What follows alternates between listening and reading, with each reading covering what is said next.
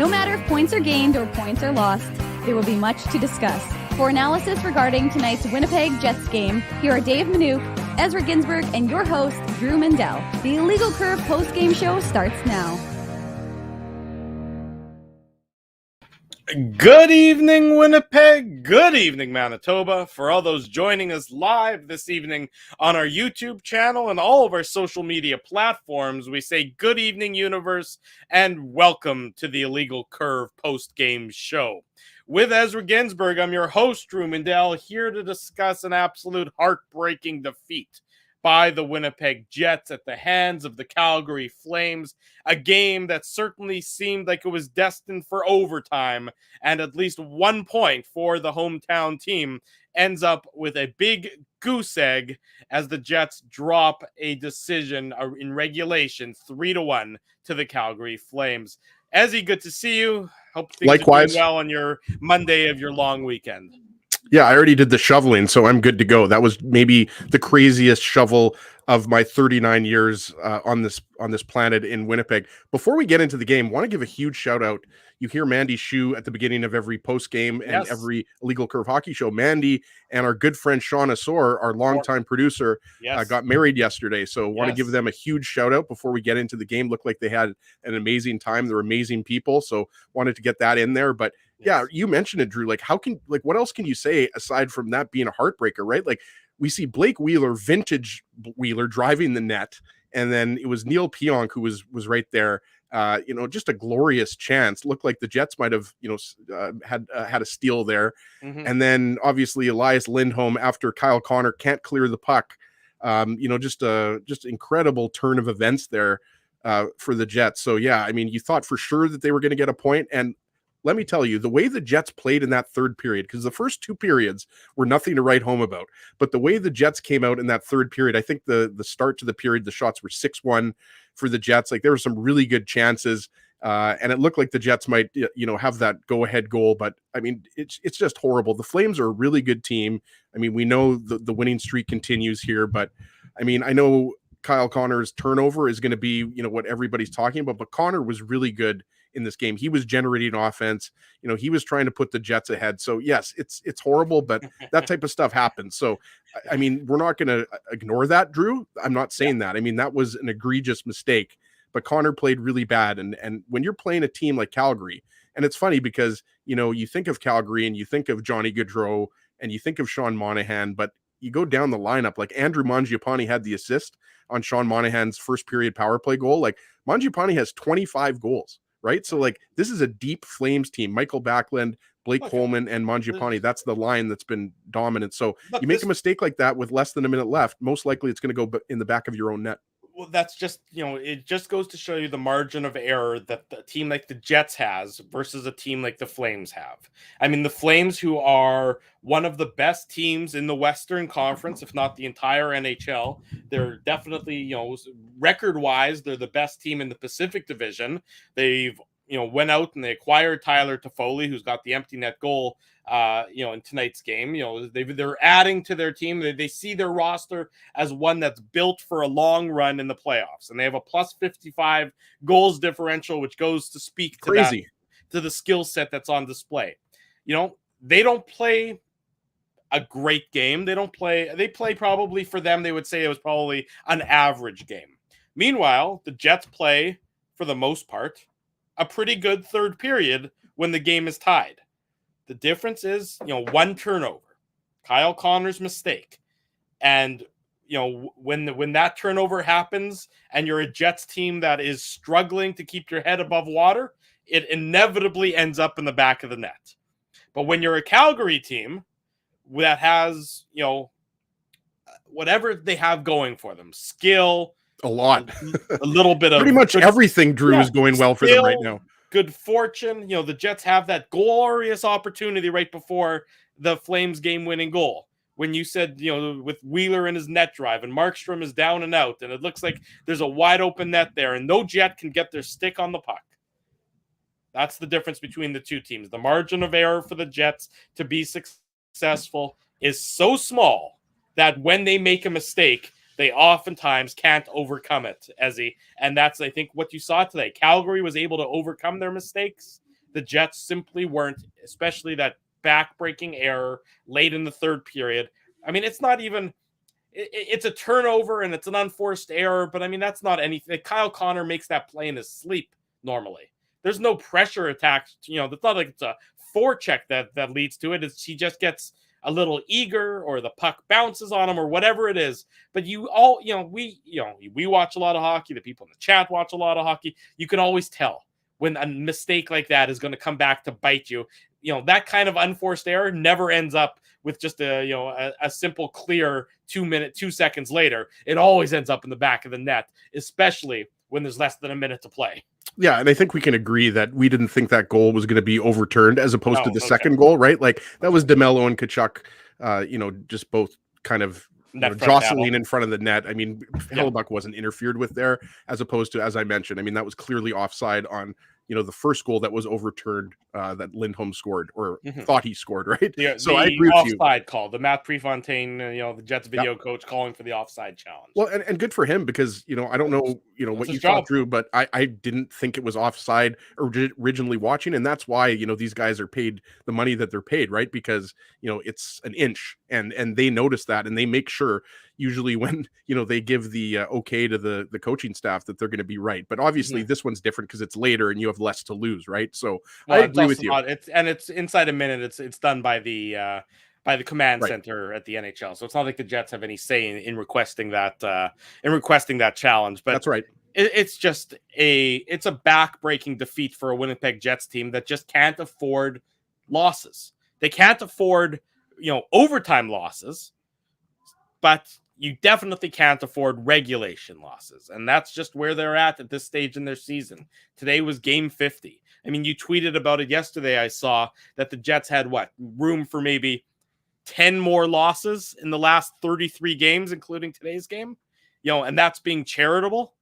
When you talk about that, they have no more margin for error to lose games in regulation. Now they've lost 2 games in a row in regulation. And as a result, this team is, the 4-1-1. It was 4-1-1 on Saturday when we did the Illegal Curve Hockey Show on Saturday morning. Well, guess what? 48 hours later, it's 4-3-1. And so what good has happened from that little winning streak off the All-Star break? Yeah, it hasn't been a nice fair treatment. Fair is probably the wrong word. It hasn't been great treatment from the Alberta teams in terms of giving the Jets some points. But you're right, and now they're 500 out of the All-Star break, right? And going back to what you said before, kind of about the Jets' turnovers and their mistakes rearing their ugly head. It's kind of really been the story of their season, if you think about it, right? Like the Jets of late have started to get that secondary scoring, and the special teams have definitely been better in the last month or two as opposed to the first month or two. The power play has been fairly consistent all year long, but I think that's what we saw again tonight. Like the goal is obviously people are probably saying, well, that was secondary scoring with Tony Nato getting the goal, but I mean there was only the one goal, right? Like, so what I'm saying is you just didn't get the run support, right? Like Hellebuck was really good, and that's the one thing with Calgary, which was kind of, a little bit strange about this game, in that, the Jets aren't a team that takes a lot of penalties. You had 5 minor penalties. Obviously, those weren't all the Jets, but, the point is that, the Flames certainly had their opportunities. And I thought for the most part, obviously Monahan got the one power play goal, but after that, you had some brief 5-on-3s, right? But you had a really strong penalty kill. Like, I really liked what you saw from Dominic Toninato. He continues just to be a really underrated player, kind of an unsung hero on this team, but you just didn't get enough, offense, and the chances were there. There were chances for the Jets, and we'll probably get into some of the lines, and Adam Brooks making his debut. I thought Evgeny Svechnikov was really sharp tonight, and I thought Lowry, Reichel, and Harkins were really good. Like they were physical. They had scoring chances, but again, I mean, you need results at the end of the day. Like you mentioned, with 33 or 34 games left, the Jets are probably going to have to win 20 or so games. And I was kind of thinking, before this road trip started, I was thinking, for this to be a successful road trip, you're probably going to have to win 3 of these 4 games. Like, you want to win all 4, obviously, but that's really hard to do when you're going up against Calgary and Dallas and Colorado. Arizona, they just beat Dallas yesterday, right? So Arizona is not a freebie, but now you have to win, 3 games in a row. And, we don't know if that's going to happen. But if you come back and you're 500 on this road trip, I mean, that's not good enough. It's just kicking the can down the road without really doing anything to improve your positioning is all that's doing. I mean, we know that in the final 32 games of the season, the Jets need to play at a 70% winning percentage, 75% winning percentage, to your point, Ezzy. I mean, there is no room for if this is game 10 or if this is game 20 and you have a loss like this, yeah, you're chewing glass about it and you're pissed off and you're stewing in it and it's upsetting, but you have enough time that it doesn't, destroy your season. This is just another, hit to your collective psyche, as it were, about getting out of it and getting into the playoff race. You just can't lose a game like this in the manner that they did. It's just, that just goes to show you where they're at as a team. Really, they score 1 goal in the entirety of the 60 minutes. It comes from a Dominic Toninato who's not, expected. If Dominic Toninato scores, that's great. But it has to come alongside with goals from people who are in your top 6. Clearly, that didn't happen for the Jets today. Clearly, the power play wasn't able to generate anything for the Jets today when they had opportunities. It's just it is a little bit of a same old with this team in that, sometimes they look good, sometimes they look bad, but the only thing they are is consistently inconsistent. And that's basically the Winnipeg Jets in a nutshell this season, Ezzy. Yeah, absolutely. And, we talked about, you mentioned, the Jets couldn't score on the power play. Mm-hmm. Like, you only got the 3 chances. And the thing is, they actually, had some really good looks. But the problem is you need goals. Looks is what coaches like when they're, kind of looking beyond the goals, right? When they're trying to fog you for what really happened in the course of the game. Well, yeah, and I mean, we've talked a lot about it, especially on the Saturday morning show. Like, we've talked about how good Scheifele, Wheeler, and Stastny have been, and they were out on the power play. Scheifele and Wheeler, like they were trying to find each other. They had a few shots, but again, you were tied for the majority of the game, and you had some unbelievable chances. Like I mentioned, earlier. Talking about Lowry, Reichel, and Harkins, you like the fact that these guys look like they're going to stick together, and you're going to have finally a third line, at least, unless Andrew Kopp comes back and he goes back on the third line. But I like what I've seen out of Reichel, and I think most people in the chat will agree with that. I mean, for a guy that you didn't really expect to play much for the Jets this year, he's really fit in nicely on Lowry's wing. He has, and I agree with you. And I think he's been found money for the Winnipeg Jets in that nobody had any expectations for him, and he's fit in. But the difference is that's a 4th line. That has to be your 4th line, not your 3rd line. Well, I know it's. I don't disagree with you. I think with Ehlers out, with Kopp out, with Perfetti out, that's why ideally, yes, Reichel would be on your 4th line. Maybe even Lowry would be on your 4th line. We know that Lowry has been the 3rd line center all year long. Right. But I think the point you're trying to make is right now, if you just don't have enough offense, especially when it's dried up a little bit. Like, let's be honest, the offense against the Oilers and the Flames has dried up, and on the homestand. The Jets, it seemed like, every single game they were scoring 4 or 5 goals, right? They only got 1 against the Blackhawks, though. Yeah, I mean, that was the outlier. Yeah. Yeah, I know what your point is. I'm just saying that, I think ultimately, looking big picture almost, even though we're talking about the microcosm of today's game only, big picture, when this team presses the reset button or recalibrates at season's end, which is coming rapidly, it's coming a lot closer than anyone expected. Going forward, Adam Lowry has to be thought of as a 4th line player on your team. Now, if your 4th line is Harkins, Reichel, and Lowry, well, I think people would be fine with that. But it's just clear that this team offensively isn't as dynamic as people expected. Or especially with Ehlers and Perfetti and Kopp out of the lineup. Yeah. Well, I mean, you can just say Ehlers and Kopp because nobody really expected Perfetti to necessarily play a role with the NHL. But you're right. With he's established himself as a member of this NHL club. I think that's really been on display these last two games, right? Because the Oilers and the Flames, obviously the Oilers are more top heavy, and the Flames are a better defensive team. Like the Flames are, I would say the Oilers, at least as currently constructed, the Oilers have better forward depth scoring wise than the Jets do. I mean, even if you take away McDavid and Draisaitl, you got a guy like Ryan Nugent-Hopkins who can still score the puck. A guy like, obviously Evander Kane's there now, and whatever you want to say. Well, that helps, Kane, though. I mean, he's been good. What does he have? 5 goals so far? Like, no one's advocating. Love him or hate him, he's been good. Yeah, no one advocating that the Jets were going to bring in Evander Kane because they clearly weren't. I mean, that was a non-starter. But then you add in other guys that are more established. I would say a guy, Jesse Puljujarvi out of the lineup yesterday, but again, more depth. Zach Hyman has been terrific. Zach Hyman has been a wonderful free agent addition for them. Even a guy like Warren Fogle, who they acquired from the Hurricanes in the offseason, is playing. I mean, I think he's playing the role that he's best suited for, but he's got some offensive skill with his game as well. Like he's got some upside still. The Jets are really as constructed, they are top heavy, and then even their depth players are, not offensively inclined enough to rely on in a third and fourth line roles. If their depth players, the amalgam of them, made up a fourth line, well, okay, you can probably shrug your shoulders and maybe live with it. But there's just not enough punch. There's not enough jump. Everything is a struggle for this team, especially when the top lines aren't going. That's that's the driving force. You're not getting. I mean, look, we've talked about the goals for all season long. 5-on-5 goals for. This team can't score.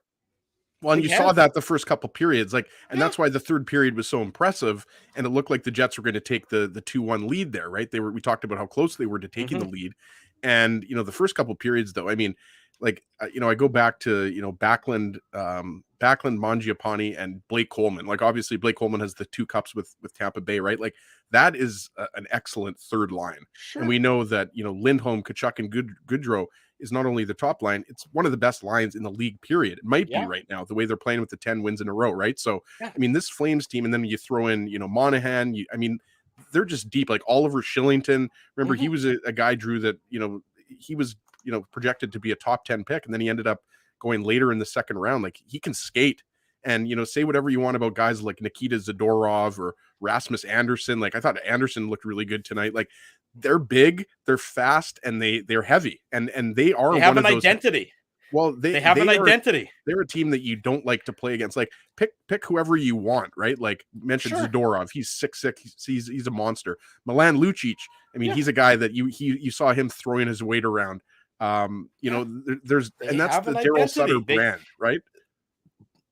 That's what the Jets don't have. The Jets don't have that identity. They don't have. They don't have a guiding philosophy. If you had to say, who is the, what's the North Star for the Winnipeg Jets organization? What's the North Star for their team? When they sit down and they build their squad, what have they built? I don't know the answer to it. And I think most people, I mean, there's one thing, Drew, we would know better than anybody. We've watched every single game the last 11 years. And obviously we're not talking about the last 11 years here. We're talking about this year. But I mean, it's speed and skill. I mean, this is a much different team than the Jets from even a couple of years ago, right? But the problem is, I mean, the Jets don't score enough. The Jets can't win enough games with that speed and skill, right? And they obviously, we should mention, I mean, excellent goaltending. I mean, that's a huge part of it. And I realize that, a lot of people don't want that to be as much of an identity piece, but that really is a big part. And Hellebuck was excellent tonight. But looking at it kind of at a macro level this season, I mean, like you've seen the Jets beat really good teams, and then you've seen them lose to really bad teams. You mentioned the Chicago game, the first game of the homestand. Was that the first game of the homestand or the second game of the homestand? I forget. That was the first one. They came back. They had beaten Nashville on that Saturday. They came back to face the Blackhawks, and that's right. They didn't perform. Right. So you would say, well, in that game there wasn't an identity. That's the thing. You've seen spurts. You've seen little spurts. And I would say, we talked about the back-to-back against Minnesota and Seattle. Like, that's the thing. The two games, they beat one of the hottest teams in the league in Minnesota. And Twice. then you can't follow that up. That you beat Minnesota, then you can't beat Chicago. And you can't, you follow that up and you beat the Wild and the Kraken, but you can't beat the Oilers. And look, the Oilers are on a 5-game winning streak right now. Well, they were until last night. They got pumped by Minnesota last night. Yeah, you're right. I can't believe I actually forgot that. But the point was, after the Jets win, the Oilers had won 5 games in a row, right? So hopefully I can get through this bad section of the post game show and make a coherent thought, Drew. But I have faith in your abilities, big boy. No, but I mean they're a team, and you hate to use it because it is, of all of the hockey cliches, and you could have a 500-page book with hockey cliches in it. Really, inconsistency has been what the Jets' identity has been this year. It really has been, because, you mentioned 4-1-1 in the first 6 games out of the All-Star break. So you're thinking, okay, like, and a lot of people were talking about it, like the Jets are back in the playoff race within striking distance. And then the last 2 games, you get no points. And so if you would have even got 1 point out of this game, that 1 point would have been huge, because you need it when you're chasing, Dallas and LA and Anaheim, right? Like, you can't afford regulation time losses. The Jets would take a half point right now, honestly, Drew. Yeah. So, I mean, it's just completely devastating. And whether you're a Jets fan or not, and obviously most of the people, watching us right now are Jets fans, but it just sucks the way they lost today. Yeah, I mean, it's disappointing for the fan base. It's disappointing for the players, but it's just, as it goes back to how we started the show, Ezzy. It just, the margin for error is so small.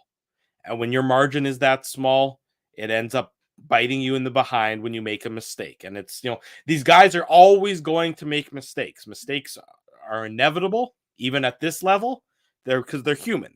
The question is, what happens when those mistakes are made? And when you're a good team, or a very good team like Calgary, when you make a mistake, it doesn't end up behind, in behind your net. But when you're the Jets and you're struggling and things aren't going your way, and, the sticks are being gripped tight, and you know where you're at in the standings, and you have that absence of any margin for error, it ends up behind Connor Hellebuyck, and it ends up as a Calgary Flames 3-1 victory after you punch in the empty netter. And you can just see, like, there's, 48 seconds to go, after that goal, and the Jets looked sick. I mean, they just looked like they had, seen a ghost, and they had nothing in those 48 seconds. And I mean, you could just see it off the opening face-off. And I mean, I can understand it. You've played a hard game, for 59 minutes, and then you let in that goal. It's hard to be able to find that push to get the tying goal, and the Jets didn't have it, because why would you expect them to really have it at this point in time? It's, if they had it, if they had that kind of push, and they had that kind of intestinal fortitude to begin with, well, the goal probably doesn't go in, or the Jets are the ones scoring to make it 2-1 instead of the Flames making it 2-1 instead. And just as an aside, just awesome. We talked about Adam Brooks' Saturday morning show, and just great to see him. And I love how Dave Lowry used him on the power play. And it's not surprising, right? Because he was playing with Connor and Dubois.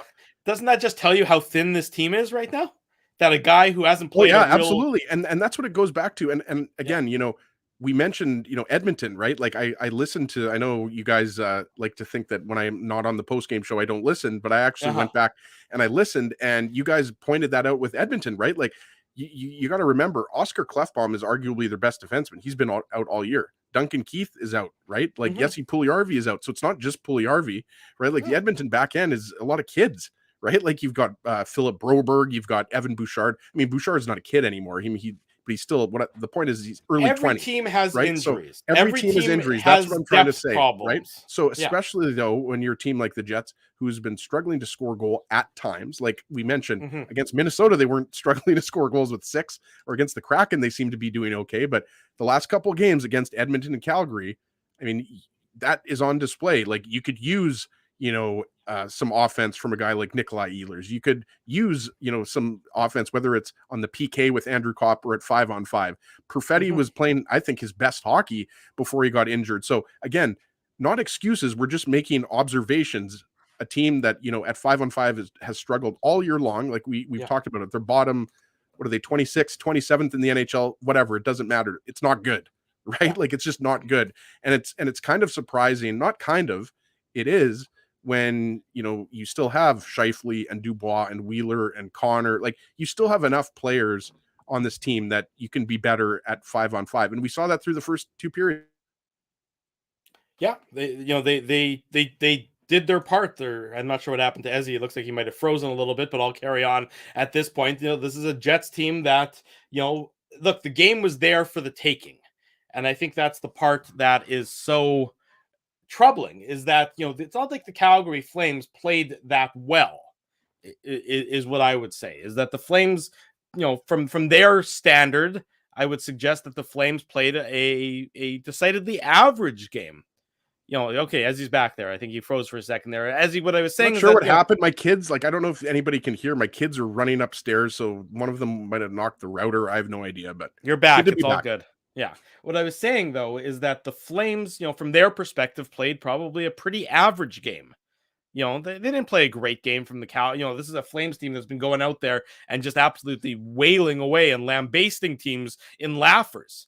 The Jets played pretty decently. But pretty decently doesn't get you a win. And that's the... Well, especially when it's only one good period, right? When it's, well, yeah, fine. But I mean, I'm saying it's not like Calgary was dominant even, you know, in both, you know, the first 40 minutes were pretty blah.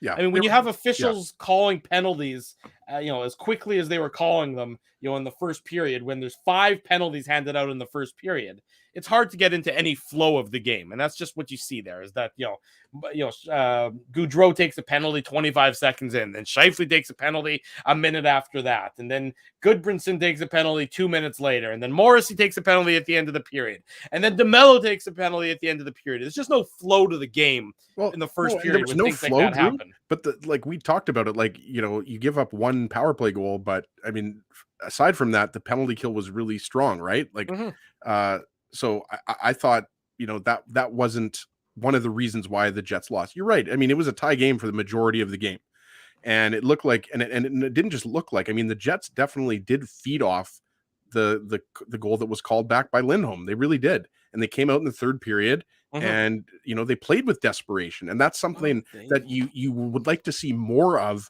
in game number 50, because, you know, ideally the Jets wouldn't be in this spot where they needed these points that much to get back into the wild card discussion. But I mean, they are where they are, right? They have made their own bed, as they say. So yeah, I just, you know, I didn't think there was enough throughout the course of this game offensively. Like I said, I mean, I did really like what I saw from Lowry, Reichel, Harkins. You know, I thought, you know, Dubois, Connor, and Brooks, and then you had Svechnikov. Like, Svechnikov is clearly a guy that's in Lowry's doghouse a little bit. Dave Lowry, obviously.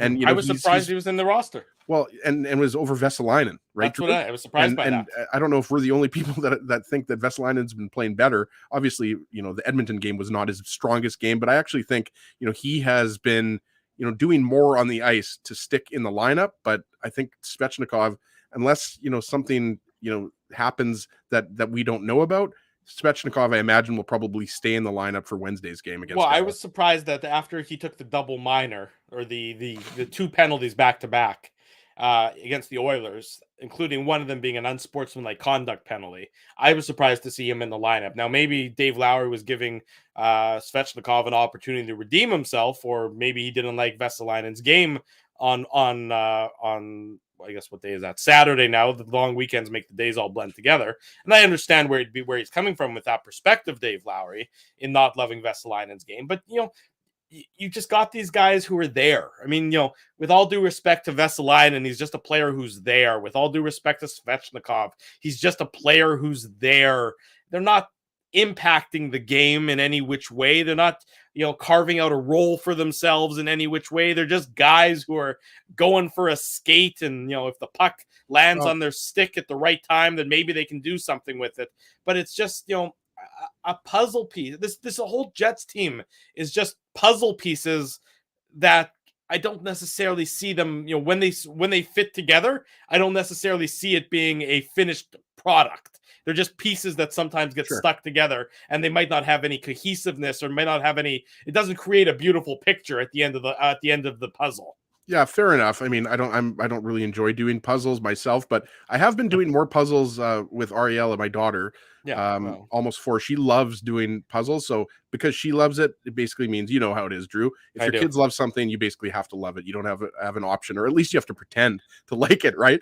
But I mean, these people that do these 500-piece puzzles, like I just like Yeah, it's not my cup of tea watching either. sports and drinking beer and eating chips is a lot more fun than doing puzzles. I like to do the Whirl, even though today was really weak. It took me on the last line, but Really, I'm digressing here. I got today's Wordle in two tries. There, big boy. Well, hey, you're the Wordle master. That's I true. mean, it doesn't surprise me at all. I'm just lucky that I can, put any type of 5-letter word together. But I just think that, going back to what you were saying, like this was a game in which both teams were rolling 4 lines. Like we've complained about that so many times over the years. Here, I'll pull up the ice time here, Drew. Like I got it right here. Dominic Toninato, 10 minutes. I mean, obviously you had some PK time there. Svechnikov just under 9 minutes, 8 minutes and 57 seconds. Like, so the Harkins was on the third line, 11:01. Like, it was pretty evenly distributed. So this isn't one of those games where you can say, the Jets really needed a boost from the fourth line. They got that with Toninato's goal, right? So like, you just didn't have, this was one of those games where the puck just wasn't going in, for the top 2 lines. Like I mentioned earlier, Kyle Connor, who obviously, made the mistake. And it's terrible. I'm not going to knock him. He's been one of the Jets' best forwards. What I mean is I'm not going to spend too much time knocking him because it's a mistake. Like you said, he's a human being and he made a mistake. There's not a lot of analysis that it was just a crappy bounce. Like whatever you want to say, puck, jumps over a stick, whatever. Yes, we all saw it. So nobody needs me to, repeat that. It's not like, Dave Lowry and the coaching staff are going to have a 10-minute talk with him after that. It just, they know what happened. He knows what happened.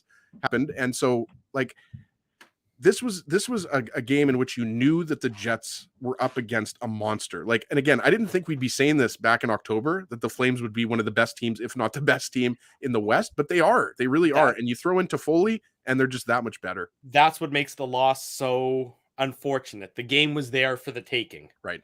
And much like that game a couple weeks ago against the Florida Panthers, remember that one where the Jets and the Panthers, and I think it was tied into the third period, if I recall correctly, and the Panthers, who have been a juggernaut all year, didn't play very well.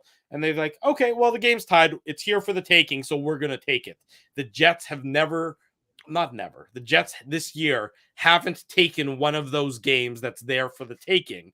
And that's why they sit here today in the troubling spot that they sit with 32 games remaining in this 2021-22 regular season. Let's head to break. When we come back, some comments from Nate Schmidt post-game, as he'll give away a Tough Duck Toque. More of your comments in the chat. It's a Monday evening. You're watching the Illegal Curve post-game show. Drew Mindell, Ezra Ginsburg with you. Hell, I'll do a Mindell Moose minute. I was at the Moose game this afternoon. I'll do a Mindell Moose minute as well when we come back. Much more to come. Stay with us. We're live on our YouTube channel. We're live on all of our social media platforms. Jerry Seinfeld, Chris Rock, Jon Stewart, Dennis Miller, Brad Garrett, the biggest acts and all the up-and-comers. They've all made their mark at Rumors Comedy Club, North America's longest-running independent comedy club. Rumors has kept Winnipeg laughing for over 25 years. When was the last time you laughed out loud? Make it a great night out with friends or book your office or birthday party, even a fundraising event at Rumors. Get all the details and dates on upcoming shows at rumorscomedyclub.com. He winds up. Oh, looks like Ezzy took that one right in the choppers. A blistering fast puck hurts like HE double hockey sticks. That's why I let the pros at Linden Market Dental Center turn my yow into wow. Get your brilliant smile back with state-of-the-art restorative and cosmetic dentistry from real pros. And remember, always wear a mouth guard. Now that's solid on ice advice. Learn more at lindenmarketdentalcenter.com. Creating smiles for life. Whoa, Ezzy, everything okay? You look stressed. Of course I'm stressed. We're moving, the house is upside down, the kids failed miserably at packing the fine china, and my life is in chaos. Chaos! Yes, that does sound like a problem. What am I going to do? Ezzy, relax. Rolly's Transfer Moving and Storage is the answer. With 60 years of experience in moving Manitobans and a track record of exemplary customer service, one call to Rolly's and your stress is gone. No job is too big or too small, Just visit rollies.com and they will take it from there. Thanks, Dave, and thank you, Rollies Transfer Moving and Storage, online at rollies.com. Hey boys, finding parking on game day shouldn't take longer than the Minute Minute. It shouldn't take longer than 1 minute?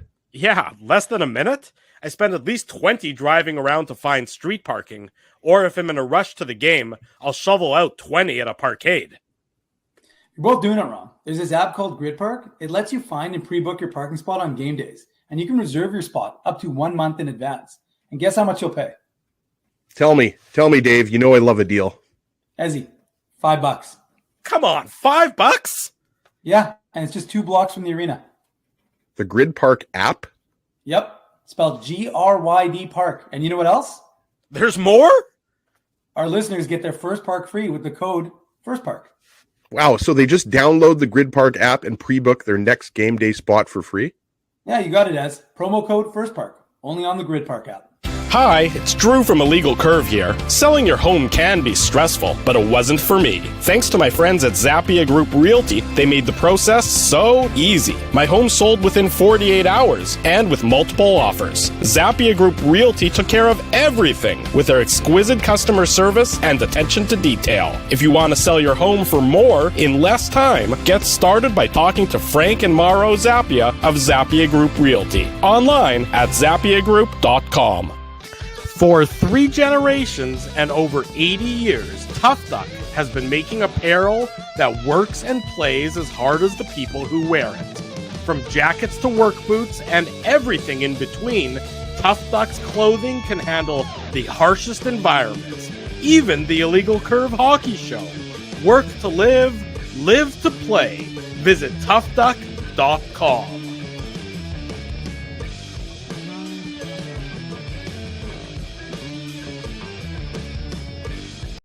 Monday evening, welcome back to the Illegal Curve post-game show. Drew Mandel, Ezra Ginsburg with you. I don't know where Dave is. Dave, do you know where Dave is? No, we put out an APB, but okay, I was going to say, is this the first game that Dave has missed? The first post-game show? I think it is. Definitely probably be as far as I can remember, it's the first post-game show that Dave has missed. So I'm not bad. 49 of 50? Yeah, no, Dave's got no life. So I mean, it only stands to reason that he's readily available. I mean, he lives for the IC fans. That's his purpose. I thought the moment of silence that they had at the Moose game for his absence today was a little bit odd.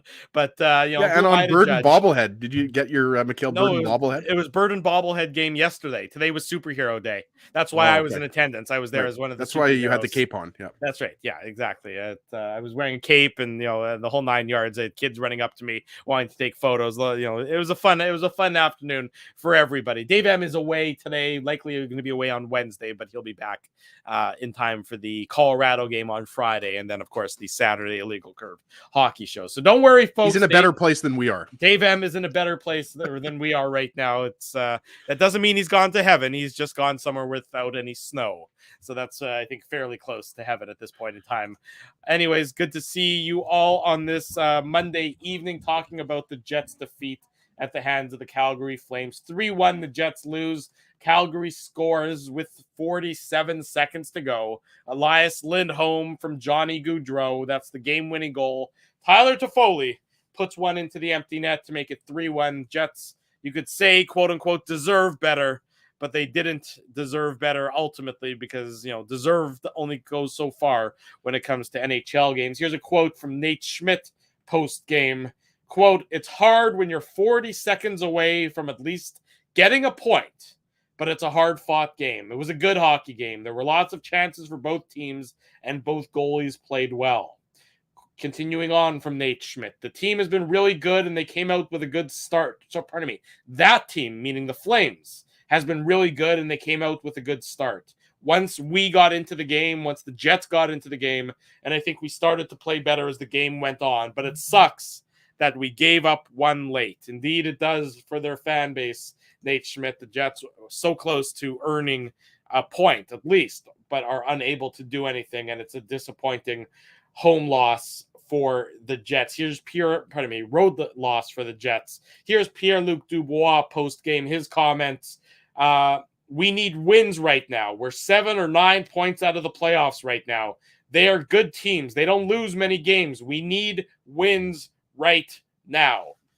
pretty cut I and think dry. what Pierre-Luc Dubois is saying is they need wins. Well, he's not wrong, He's not wrong at all. They need wins, and they haven't been able to get them, at least on the Saturday against the Oilers and Monday against the Flames, which means now they head on the road to Dallas, Colorado, and Arizona. And to your point, Ezzy, if they need to win 3 out of 4, well, you know which 3 they're going to have to win. And that means you're going to have to win in Dallas. That means you're going to have to win against the absolute juggernaut Colorado Avalanche, mind you, who lost earlier today to the Boston Bruins. And then you're going to have to win. I think it was 5-1. Yeah, 5-1. They got handed, a handy defeat at the hands of the Bruins. And then you got to win against the Coyotes next Sunday. So if 750's got to be the way to go. 3 quarters. But the Jets have already given away the quarter early on this road trip. Yeah, and look it's we talked about this a couple of days ago on the Saturday morning show, right? Like by going 4-1-1, what the Jets did was they got a little higher up the hill. Well, now, they're back down towards the bottom of the hill. And I don't want to, beat a dead horse here, but I mean, that is what happens. It's just really kind of arithmetic, right? Like when you're chasing teams, regardless if you have a game in hand or, another team has a game in hand, like you just can't afford to play 500 or 600. Like you're right. If you want to look at it like, 5-game increments or 10-game increments, you're going to have to win, close to 4 or 5. You're going to have to win, at least 7 of 10. And you're just running out of games here. So yeah, Wednesday's going to be huge. Friday's going to be huge. And we talked about, even though Arizona's god awful, I mean, Arizona just beat Dallas, right? And they had a pretty funny a tweet. I don't know if you saw that. It was something along the lines of, nice try, Stars. I thought, why not have fun with it? Like if you're the Coyotes and you're already, a joke, like, I'm sorry, the Coyotes are a joke. I mean, yeah. I just don't know what else to say about that. They're just not there's just not a lot there's not a lot to look forward to if you're a Coyotes fan. Like, I guess if you're looking forward to, watching hockey in a college rink, then I mean, that's something to look forward to, right? It might actually be pretty cool. It's a new rink. So, I mean, I don't want to hate on Coyotes fans too bad. You can hate on it. It goes to serve me right, because I saw the Coyotes tweet before the game, and I tweeted about this. Before the game, they tweeted, Scott Wedgwood was the Coyotes goalie. I saw that, yeah.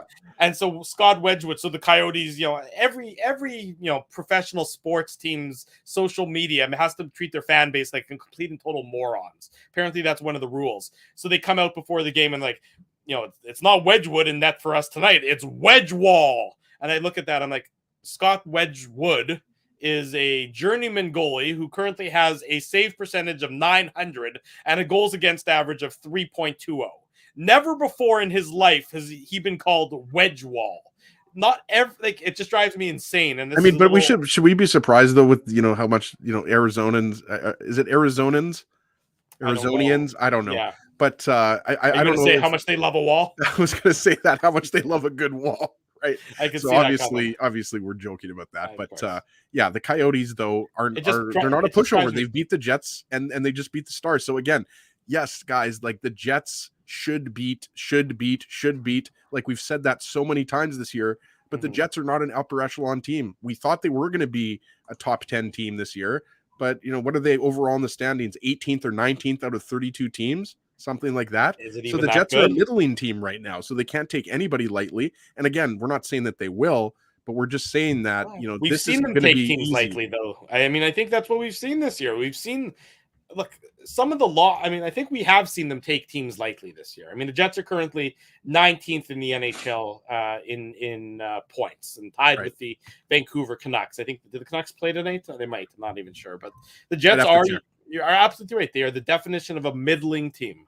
They're the definition of a team that, isn't good enough to, to bottom out like the Coyotes and the Canadians and some of those bad teams. And they're not good enough to really be a playoff contender, because I know that they're, within striking distance, but boy, it's getting harder and harder to say that striking distance is still within reach. Yeah. Well, and the thing is, like we talked about it on Saturday morning show, right? Like we talked about how now they control their own destiny. Well, now you lose 2 games in a row and you don't control your destiny as much. And obviously destiny is just the worst cliche in sports. But the point is that you haven't put yourself in a better position than, when you went into the All-Star break, because you're essentially 500.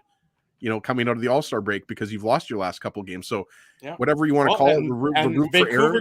Vancouver should be ahead of them after the at the end of the night tonight, because Vancouver plays against the Seattle Kraken at home. Now, should is different than will, of course, and that's what think about it. The Jets had this. The Jets had an opportunity here. You don't expect this. The Dallas Stars aren't supposed to lose to the Arizona Coyotes.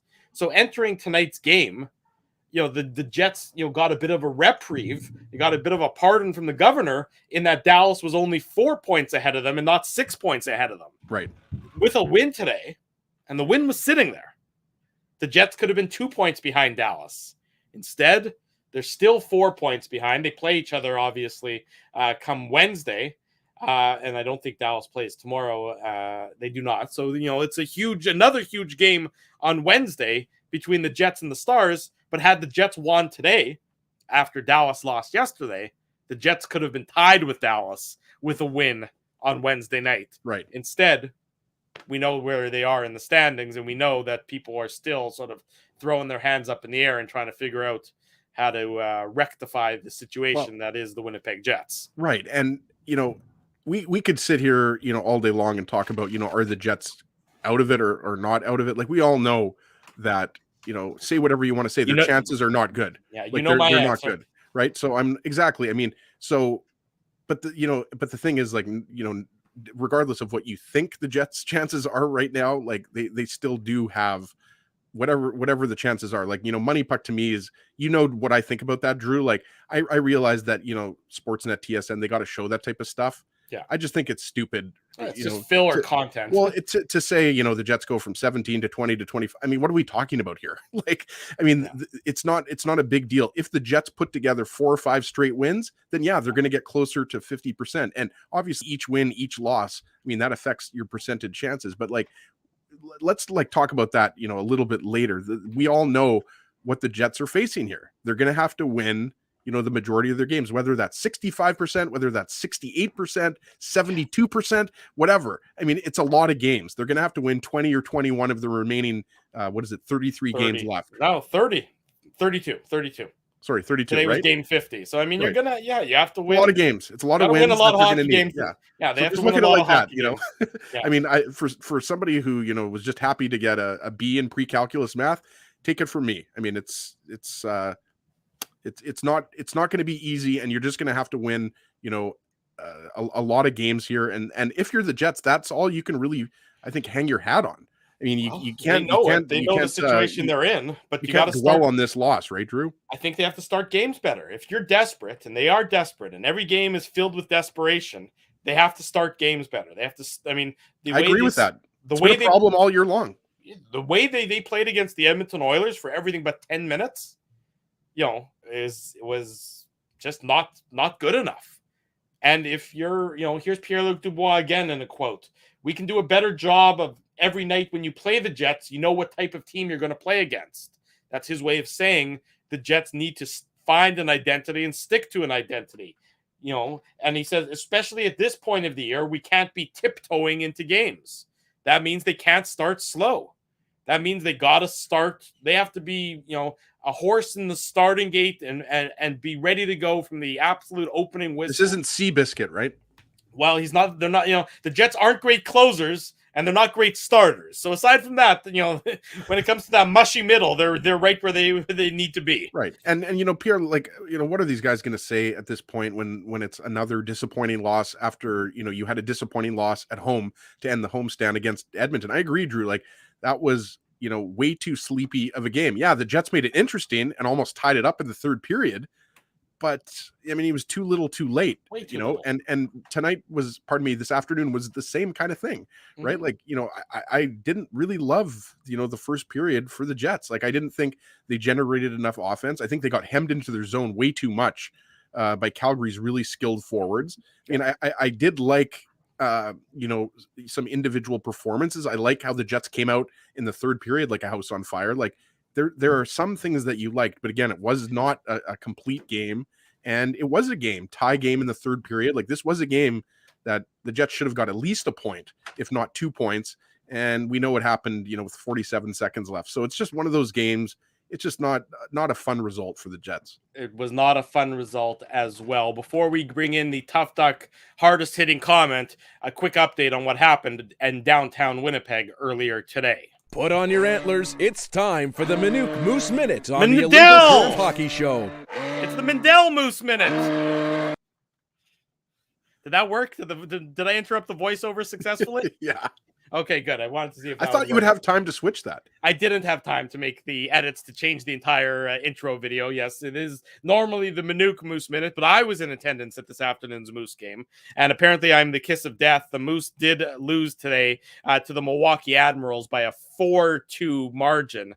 The Moose, I thought, played a pretty decent game. They were up 1-0 and 2-1 at various points in this game. Connor Ingram, the goaltender for the Milwaukee Admirals and the Nashville Predators draft pick, he was tremendous. He had a number of really high quality saves against some of the Jets, against some of the Moose players. And then Rocco Grimaldi really was a one-man wrecking crew.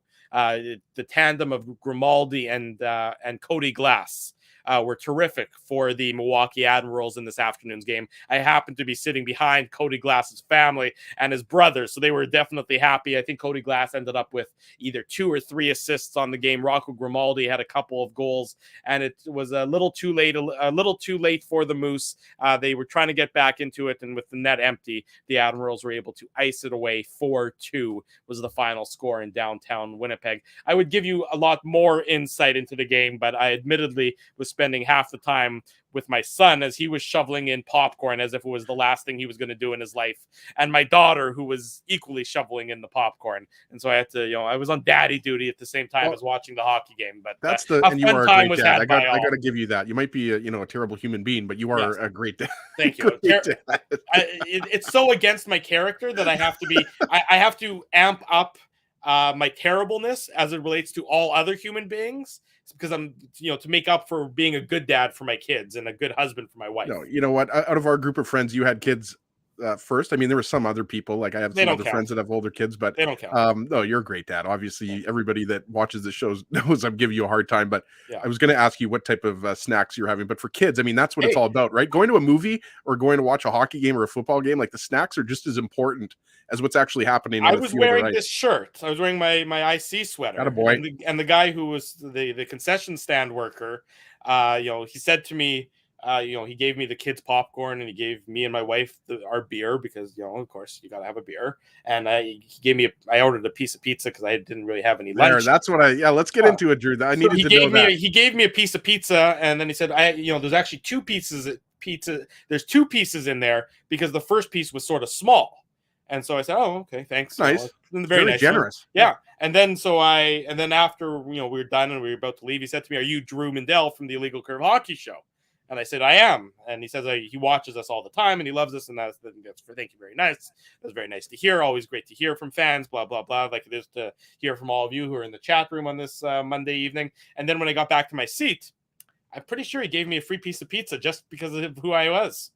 Nice. Yeah, how about that? Free piece of pizza. I mean, I've never got that. Well, 13 years of doing the show. 13 years of doing the show. I now I've got a free piece of pizza, and this past summer, free mini golf up in Clear Lake. So I'm saying things are looking up for Mindell over here.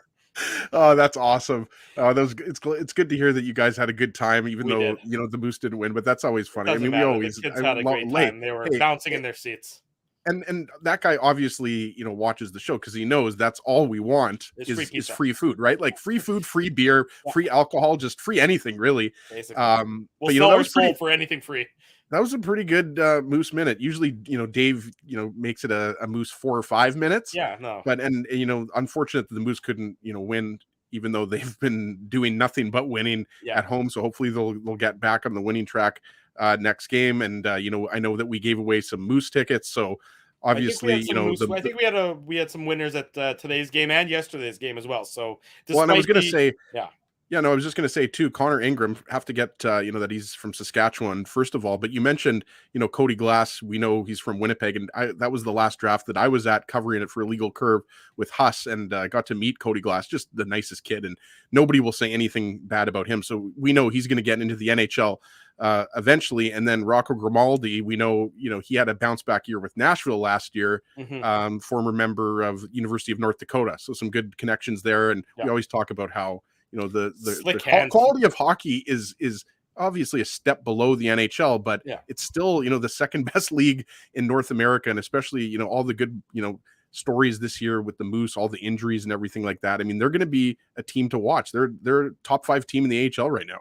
You're absolutely right. It was a fun afternoon. I enjoyed myself. The kids enjoyed themselves. Everybody enjoyed themselves. Unfortunately, on the back end of the scoreboard, but that's okay. Sometimes it's more about the. You got an extra piece of pizza, Drew. Yeah, that's true. I got an extra piece of pizza. It's all there good. Could be another blizzard today. It doesn't matter. You got a free piece of pizza. Yeah, there you go. It's all good. Everything else is coming up. Everything's coming up Mindell right now. Tough Duck, hardest hitting comment, Ezzy. Who do you got for it? Yeah, today we're going to give it to Trini KP. He or she, I'm not sure if it's a he or she, but Trini KP, I know is in these post-game shows a lot, the Saturday morning show. So thank you, obviously, for watching and listening. You've got the comment up there, Drew. All the extreme Stanley hate is uncalled for. Heinola is easily the more skilled player. Stanley's not a bad defenseman. His reach is an asset. I agree with everything that Trini KP says there. And the reason why, I put that up there is because obviously, a lot of Jets fans want Ville Heinola back in the lineup. I mean, I would like to see Heinola in the lineup. I think you would too. But Stanley, I brought up his stat line here. He played 16 and a half minutes, which is not bad for a third pairing defenseman. And, he doesn't get any points, obviously, but, he was blocking shots.